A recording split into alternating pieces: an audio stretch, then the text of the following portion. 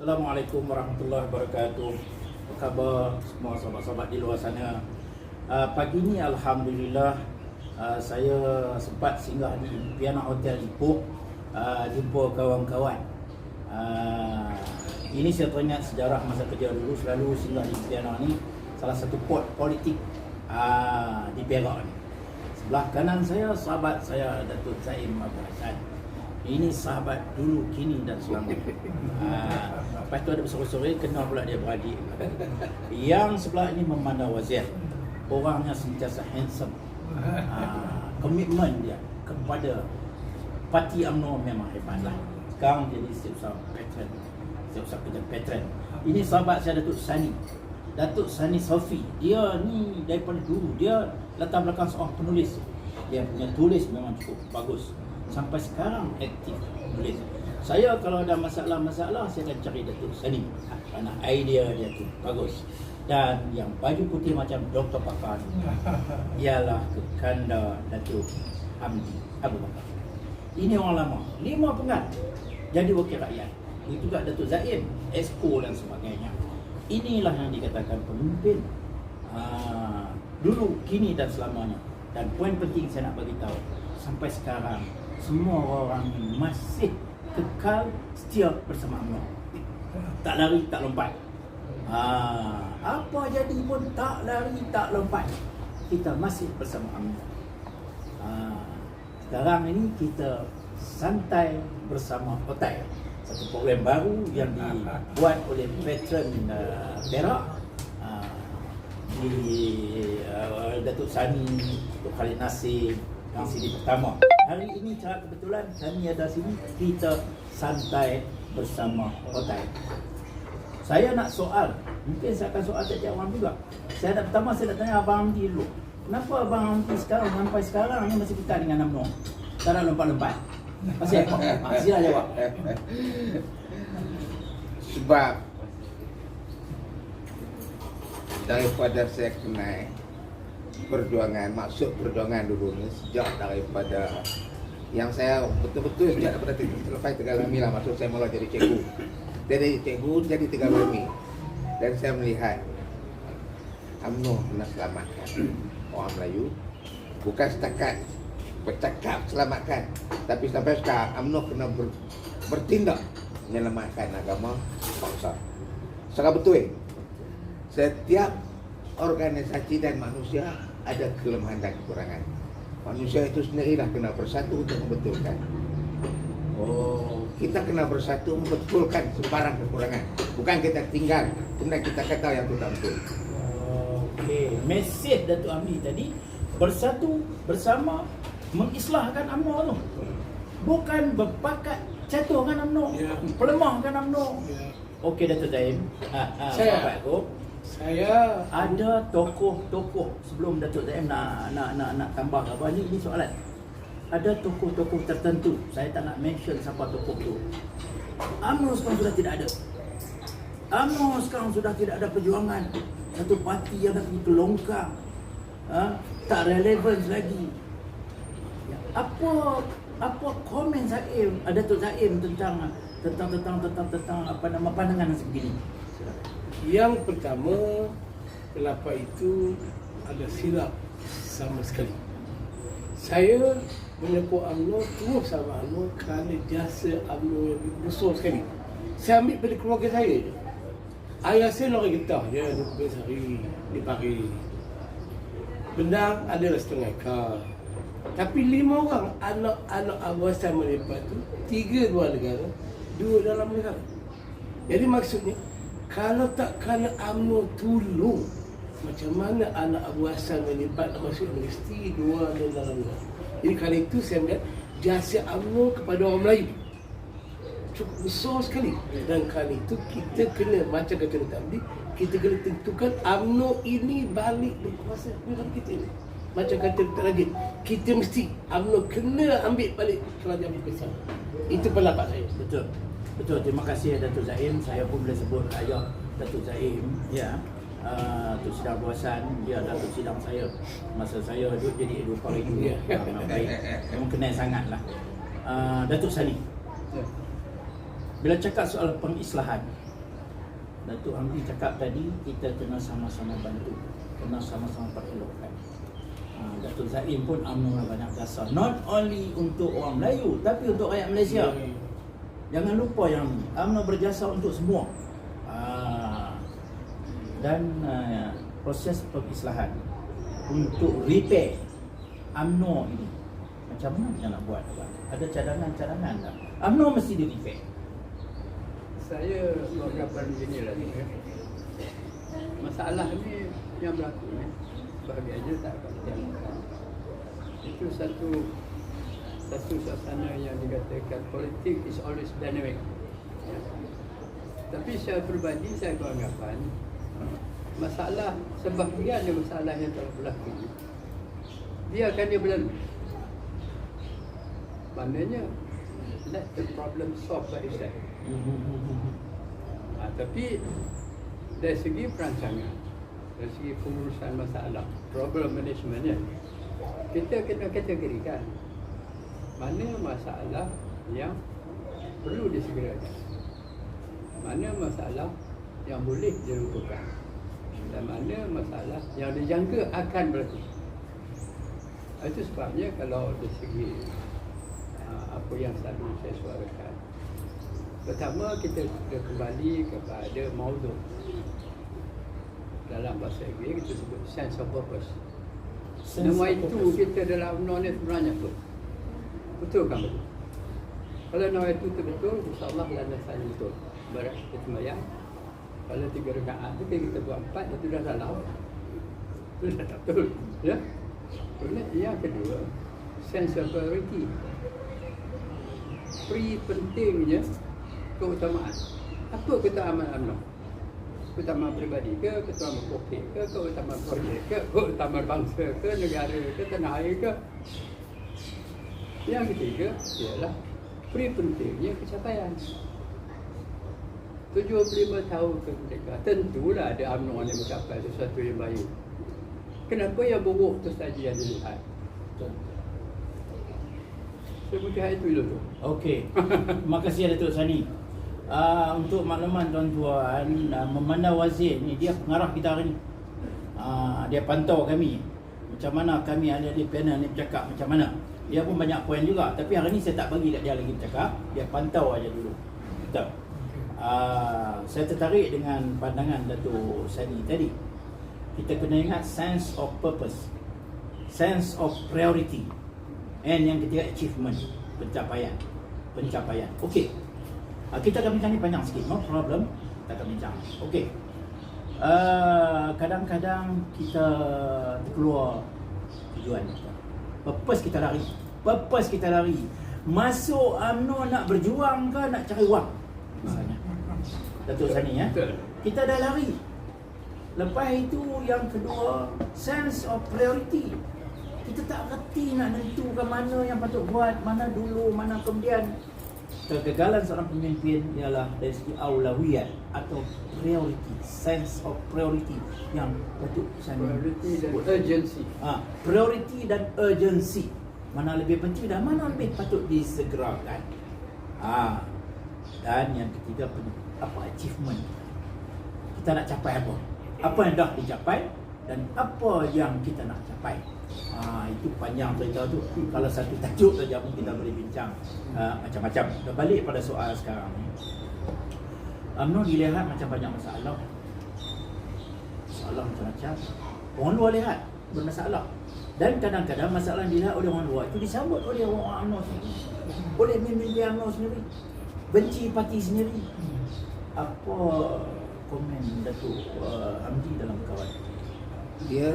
Saya melihat, kita sambung daripada apa yang Abang Sani kata tadi. Yang apa yang kita sebenarnya duduk dalam UMNO ni, kenapa kita duduk dalam UMNO ni? Dan yang memimpin UMNO kena pastikan yang mengikut, yang baru masuk ni kena ditentukan arah mereka supaya mereka tidak jadi tantu arah. Yang jadi tak tentu arah di kalangan ahli UMNO ni kerana mereka masuk UMNO dengan tidak ada arah. Macam sebut tadi, masukkan ini, orang ni masukkan ini. Cuba kita dulu masuk, pastikan kursus Berapa banyak kursus yang kita letakkan dalam kepala. Alai UMNO, kamu duduk begini dalam UMNO. Kerana ini. Jadi akar umbi kita semua dulu dididik. Berapa lama dah didikan itu tak ada. Bila dibuka institusi untuk melatih, berebut jawatan dalam memimpin institusi ini. Dia ada baik tu. Di situ pula bila ada jawatan, leader masa itu akan menjadikan orang yang mengikut kursus ni kena ikut cakap dia. Maka jadilah orang ni. Jadi kita tengok mana pergi yang Pak duk bawa dulu. Apa nama institut negara. Bina Negara lah. Apa? Khusus Perdana, BTN. Biro Tata Negara. Lepas tu yang kemas, ada gerak segan. Ini semua dulu adalah untuk memantapkan, bukan bagi orang UMNO, rakyat, pemimpin-pemimpin supaya sayang kepada parti dan faham perjuangan negara. Okey. Tapi bila itu dah tak ada. Dan tak ada sebab orang yang bertanggungjawab, maksudnya pemimpin parti, menteri yang bertanggungjawab dan itu nak jadikan di sini supaya orang yang ikut khusus tu taat pada mereka. Ini mula hancur. Bukan taat pada parti, taat pada pemimpin. Betul. Apa yang Datuk Amri sentuh itu 22 bulan PAS memerintah, antara kesan yang paling buruknya ialah Datuk Sani kata structural damage. Habis rosak. Okey, kita tak nak nyalahkan pihak lain. Yang penting kita berkukuhkan kita. Proses perkadiran perlu dihidupkan semula. Kena bawa balik kepada track yang betul dari segi perjuangan UMNO tu, barulah UMNO tu hebat balik dan orang pun akan orang kata hormat pemimpin. Saya nak tanya Datuk Zaid, macam mana kita nak ngelak ni orang kata buka aib ataupun suka merendahkan atau mengutuk parti sendiri, mengutuk pemimpin sendiri. Mungkin Datuk Zaid ada nasihat-nasihat tertentu lah. Okey, terima kasih. Yang pertama nak ulas apa yang Datuk Amri tadi ataupun Datuk Sani tadi. Sebenarnya UMNO ada matlamat matlamat bangsa, agama, negara. Itulah nilai diterapkan dulu lagi bila kita kumpul dan sebagainya.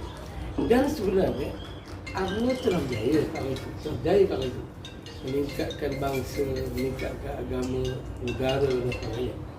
Okey. Cuma yang berlaku selepas itu ialah kerana keinginan peribadi yang terlalu tinggi. Apa keperluan peribadi yang terlalu tinggi. Sebab apa? Nak mengejar jawatan, nak menyentuh ini sebagainya. Dari kerana itu, ada sebut tadi, kerana itu banyak bawa temburuk sendiri yang merosakkan parti. Okey, sekarang macam mana kita nak menaikkan imej parti? Yang pertama, kerja yang cukup berat sekali. Sebab imej kita sudah jatuh.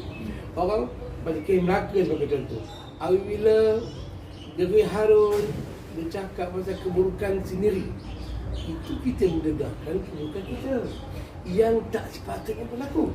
Bila kita dedahkan kelemahan kita, keburukan kita, orang ramai tahu.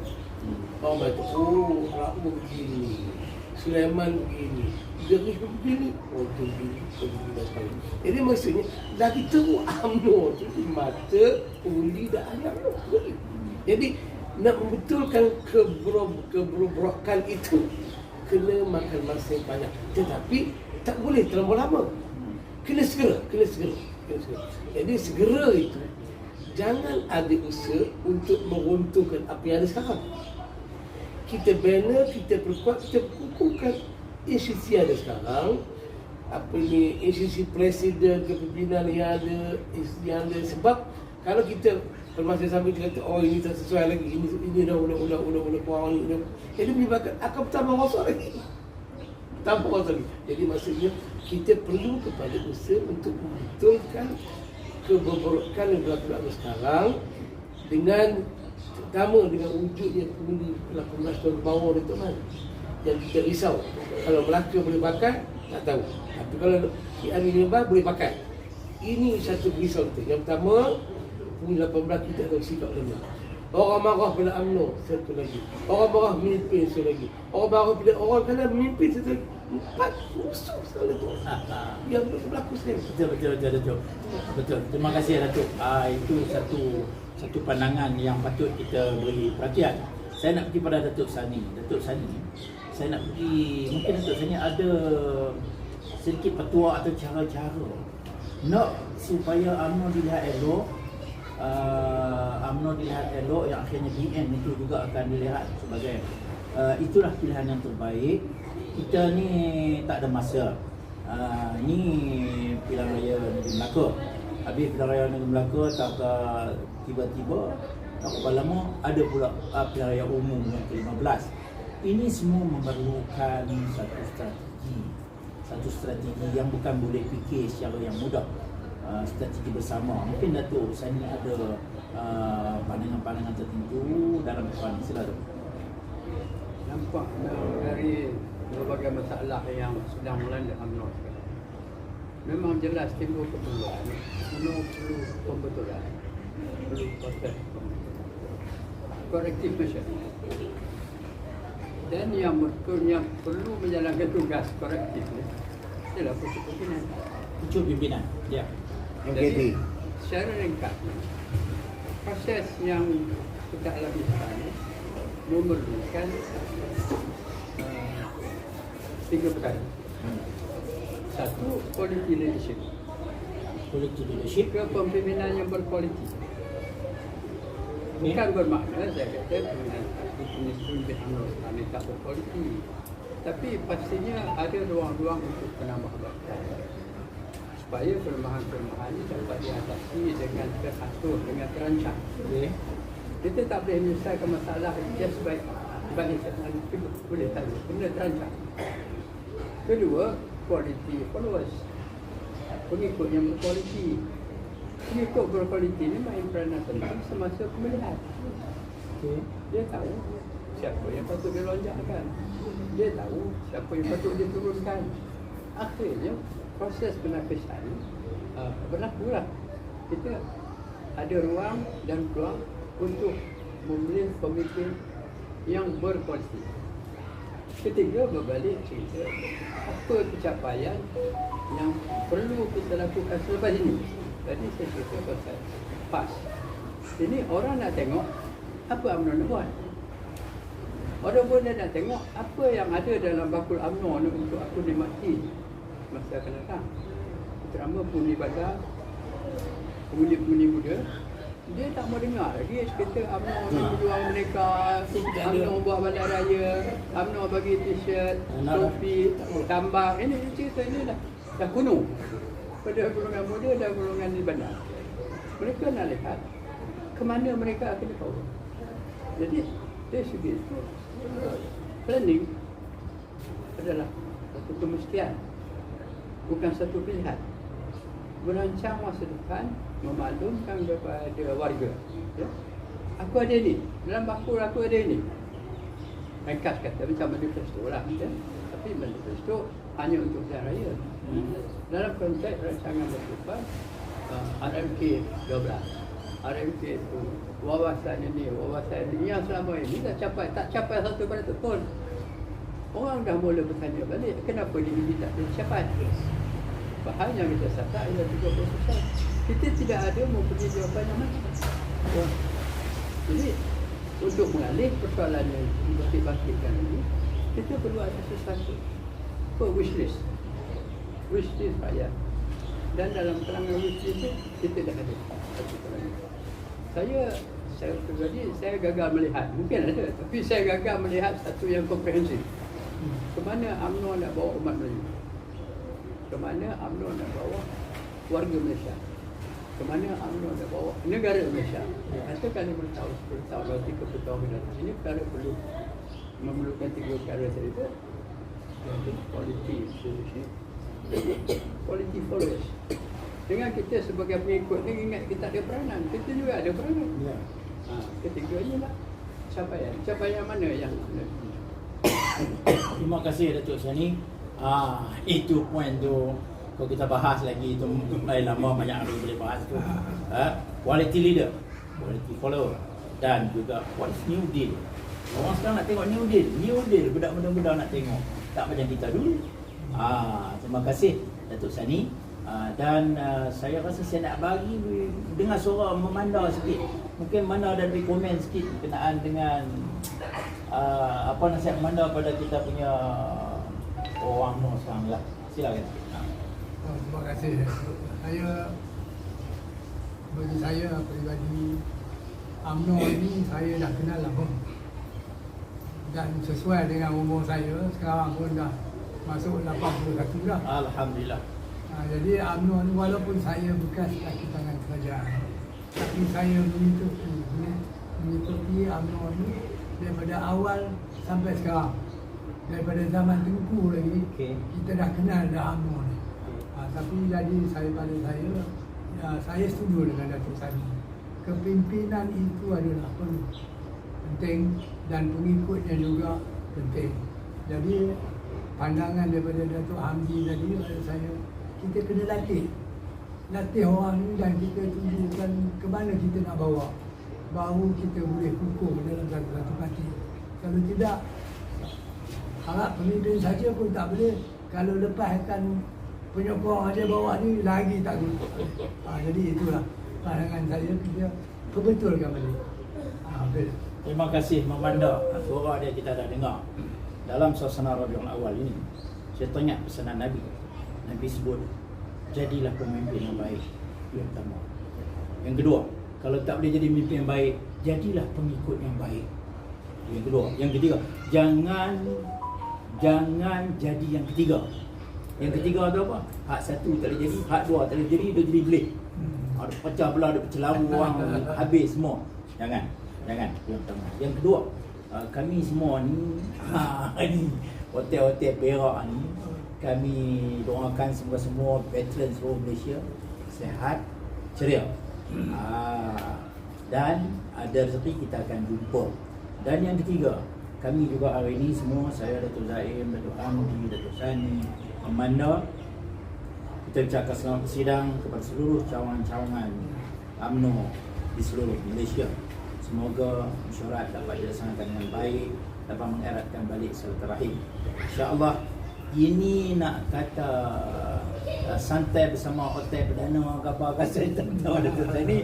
Apapun saya memberi semangat kepada veteran Perak yang melancarkan santai bersama hotel. Satu program yang baik. InsyaAllah kita jumpa lagi. Assalamualaikum warahmatullahi wabarakatuh.